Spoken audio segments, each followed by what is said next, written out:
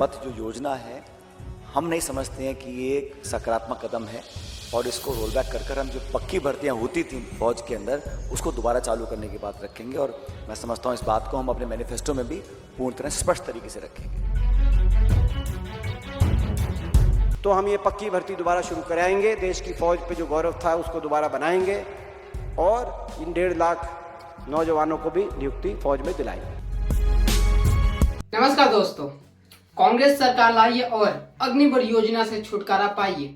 एक मिनट, ये मैं नहीं बोल रहा हूँ, ये खुद कांग्रेस पार्टी ने अपने मैन्युफैक्चर 2024 में ऐलान करते हुए कहा है।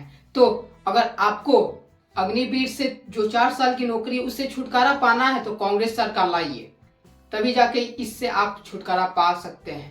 आप सबसे पहले ये इंटरव्यू देखिए जो कांग्रेस के सबसे बड़े लीडर है सचिन पायलट, उन्होंने ये क्या कहा। 2022 को ये अग्निपथ योजना की घोषणा करी गई और जैसा कि 10 साल के सरकार के कार्यकाल में बिल्कुल स्पष्ट हो चुका है कि कोई संवाद, कोई चर्चा, कोई डिस्कशंस इसको लेकर किए नहीं गए और एक तरफा निर्णय लिया गया कि संपूर्ण जो भर्ती फौज की होगी, डिफेंस फोर्सेस की होगी, उसको अग्निपथ के माध्यम से किया जाएगा। कहा गया कि हम आत्मनिर्भर हो रहे हैं, हम इंडिजिनस मैन्युफैक्चरिंग कर रहे हैं।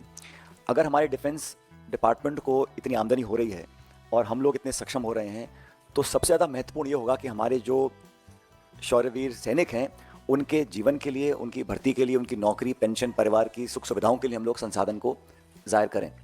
अग्निवीर जो बनने जा रहे हैं इसका विरोध करने के लिए कांग्रेस पार्टी ने जब ये योजना लॉन्च हुई उसी समय से हम लोगों ने विरोध किया था, क्योंकि हमें लगा कि ये 4 साल की नौकरी देने के बाद सिर्फ 25% लोगों को स्थायी रूप से फौज में भर्ती किया जाएगा और बाकी 75% लोगों को रिलीज कर दिया जाएगा। अभी कहा जा रहा था कि 10% की पैरामिलिट्री जो है आर्म्ड फोर्सेस सीपीएफ हैं उसमें उनके लिए आरक्षण दिया गया है, लेकिन जो एक्स सर्विसेजमैन के लिए जो ऑलरेडी रिजर्वेशन है उसमें सिर्फ 2.49% सरकारी पद भरे गए हैं। जो पूर्व सैनिकों के लिए पद आरक्षित हैं अब तक उसमें सिर्फ 2.49% पद भरे गए हैं। फिर कहा गया कि अलग अलग स्टेट गवर्नमेंट्स अनाउंस करेंगे कि जो 75% अग्निवीरों को हम छोड़ देंगे वो कहाँ अब्जॉर्ब होंगे। एक आध राज्य ने किया है, बाकी राज्यों ने किया नहीं। बेसिकली जो लोग 4 साल की नौकरी के बाद एक कम उम्र में रिटायर हो जाएंगे उनके भविष्य का कुछ पता नहीं, उनको पेंशन भी नहीं मिलेगी, उनको ग्रेच्युटी जो 11 लाख रुपए की दी जा रही है उसका भी जो आधा पैसा है उनकी तनख्वाह से कट रहा है। चाहे पास करी थी, लेकिन अग्निवीर के माध्यम से, अग्निपथ योजना के माध्यम से जो बहुत बड़ा खिलवाड़ हो रहा है। देखिए, भारत की जो सेना है उसके शौर्य को, उसके पराक्रम को, उसकी मेहनत और जाबाजी जो हमारे सैनिकों के पास है उसका कोई सानी नहीं है। We are one of the finest fighting forces in the world. Our armies and our defence forces are second to none, but their valour, their strength and their dedication to the nation should be regarded and respected for future generations. And we all feel that by compromising on the process of recruitment of the armed forces, it may not argue well for our future and for the families of those people who have willingly dedicated their lives to the service of the nation. दोस्तों, अभी भी जो अग्निवीर हमारे सिपाही बनने जा रहे हैं उनके लिए जो आंदोलन है अभी भी कहीं कहीं पे चालू है, लेकिन हमारे जो गोदी चैनल है, गोदी मीडिया है, जो 24 घंटा सिर्फ पीएम मोदी की तारीफें करते रहते हैं, ये नहीं दिखाएंगे। अगर अग्निवीर योजना वापस ले जाएगी तो किसे फायदा होगा? युवाओं का फायदा होगा सबसे ज्यादा। लेकिन क्या कांग्रेस जो कह रही है वो करके पाएगी? क्योंकि 2024 के इलेक्शन में तो धर्म के नाम पे वोट पड़ेगा, राम मंदिर के नाम पे वोट पड़ेगा सबसे ज्यादा। इसमें तो कोई डाउट की बात नहीं है। तो बीजेपी ही जीतेगी, बीजेपी तो जीतेगी ही, लेकिन बीजेपी को रोकने के लिए बहुत संघर्ष सारी विपक्षी पार्टियां कर रही है। अभी हाल ही के दिनों में देख लीजिए, अखिलेश यादव और राहुल गांधी की रैली, आगरा की रैली में ऐसा जुनून जैसा भीड़ देखा गया ना, क्या पर, लेकिन वो वोट में कन्वर्ट हो पाएगा वो जो भीड़ उन्होंने जुटाया था? हमने ये भी देखा है दोस्तों, पीएम मोदी के भी रैली में बहुत भीड़ होती है, लेकिन एक बात जानते हैं आप, ये जो रैलियों की भीड़ होती है ना, ये सब पैसों दे के बुलाए जाते हैं। ये आप तो जानते ही होंगे, पैसे दे के ये भीड़ जुटाए जाते हैं, लेकिन ये भीड़ वोट में कन्वर्ट होती नहीं है।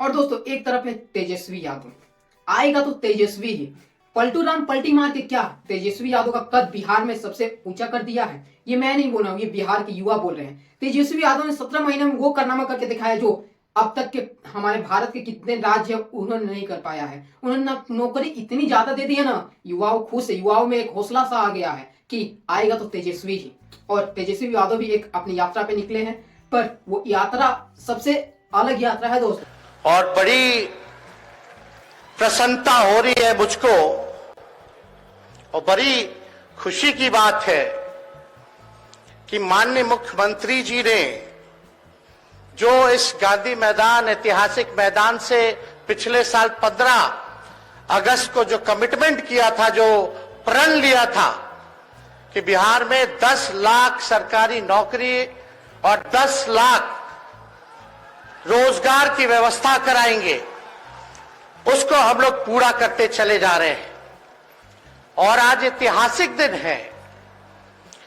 हम लोगों ने, बिहार सरकार ने माननीय मुख्यमंत्री जी के नीतीश जी के नेतृत्व में, हम लोगों ने कह सकते हैं कि हम लोगों ने वर्ल्ड रिकॉर्ड बनाने का काम किया है।